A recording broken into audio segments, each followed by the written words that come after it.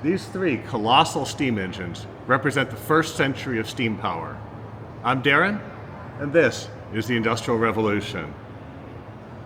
So I'm here today at the Henry Ford Museum in Dearborn, Michigan, and we're trying something a little bit different today. We're going to utilize some of their incredible collection of old steam engines, as well as, well, honestly, they have a great collection of a lot of things here. It's a great museum. But we're going to be doing our first course here on the Industrial Revolution channel. So courses are a little bit new on YouTube. They're only available as I record this. They're only available to a limited number of creators. The course is about understanding early steam power and atmospheric engines. For the first century of steam power, atmospheric engines is what everyone ran. This Newcomen engine behind me, the Watt steam engines, those were atmospheric steam engines. So as we go into the course, we have some course objectives. First, why did somebody build these things in the first place? Why did anybody actually come up with a steam engine? Second thing we're going to talk about is how atmospheric engines work. It's our second course objective. Third course objective, how did these evolve over time, from the early Newcomen engines to the later Watt engines? And finally, what happened to them? No one's building atmospheric engines anymore. So why don't we still use them? So there's 7 parts to this course in seven separate videos. The first video is this introduction, as well as we're going to talk about why anybody created steam engines here in the first place. Then we're going to jump into a video on this engine. This is Thomas Newcomen's 1712 atmospheric engine. It's a mine pump.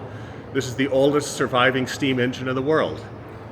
Then we're going to come back again, and we're going to talk about the impact of Newcomen's engine, what he got right, what he got wrong, and we're going to introduce you to James Watt. Then we're going to go over to the next steam engine in the line here, which is James Watt's 1796 canal pump. And after we look at that, we'll meet up again, and we're going to talk about what kind of improvements were made from the Newcomen engine to the Watt engine.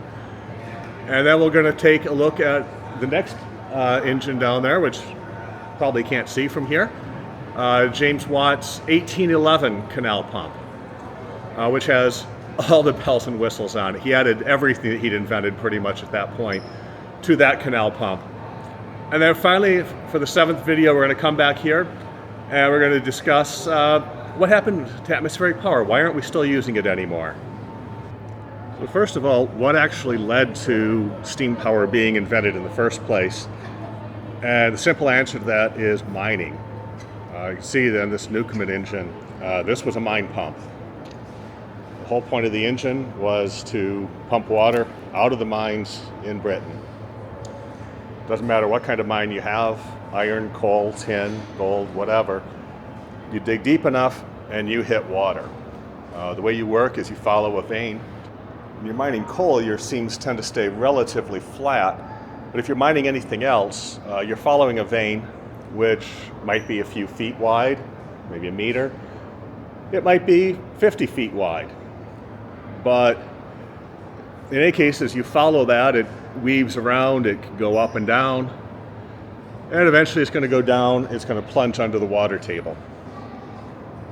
And you can't mine underwater, so you have to stop. And when you stop, you lose out on all that ore that's still down there. Well, pumps have been around for 1,000 years or more, several thousand years really. And so pumps like this on this Newcomen engine, or if we come over here, but these are the newer style pumps. Before this, you actually had things like the Archimedes screw, you had bucket chains, you had lots of options for pumping. You still had to provide them with power. And providing that power was always challenging.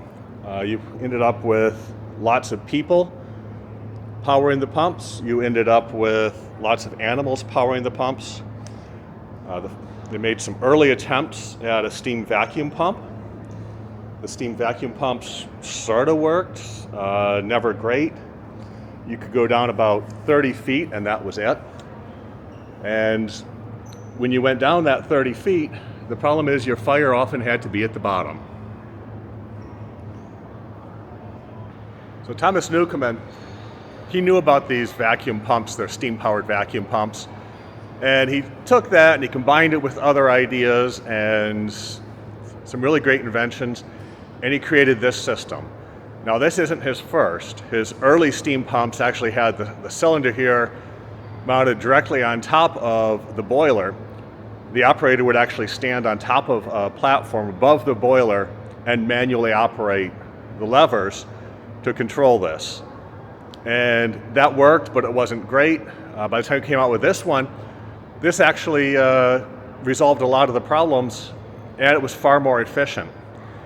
A mine pump like this one that he installed about the same time this one went in replaced a team of 500 horses at the mine it was installed at. Previously it had 500 horses dedicated to just pumping the water out of the mine, running those pumps.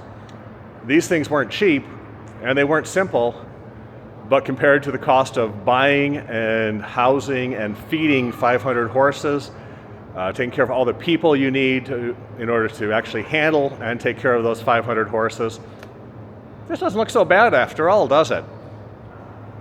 So the first thing you probably noticed about these pumps and these steam engines is they're absolutely huge.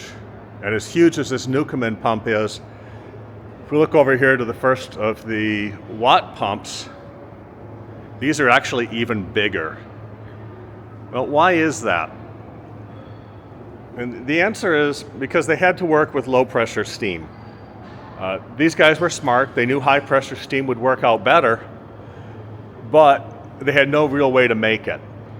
Boilers were still pretty young as well, and you're working with really just the Haystack boiler, like this boiler over here. So Haystack boilers like this were technologically as advanced as you could get with boilers, but they were still maybe not as advanced as we would like. They were made of hand-hammered plates of steel, riveted together. The early pipes were actually sheets of metal, which were rolled around wooden dowels and soldered together. And you could really only get about 5 psi. And just to make sure things didn't blow up, you had things like this safety relief valve on it, which is really just a plate on here with a weight at the end. And if the pressure gets too high, you just lift that plate up and blow off the extra pressure. Well, if you only have 5 psi to work with, your total power that you can produce is your pressure times the surface area of the piston. So if your pressure is low, your pistons have to be absolutely huge. And that's why these engines were absolutely huge. So before we move on to our second video here, throughout this course it asks that you please like all the videos, and at any time if you have questions, please do put those down in the comments. You have questions, comments. I love reading comments. I usually respond to them pretty quickly. So questions along the way, feel free to ask. Now that you have an idea of why these steam engines were first built, and you have a quick overview of why they're so big, let's take a detailed look at this 1712 steam engine from Thomas Newcomen, the oldest surviving intact steam engine in the world. And when we're done with the second video, we'll meet back up again, and we'll talk about what Newcomen got right, what he got wrong, and we'll introduce you to James Watt.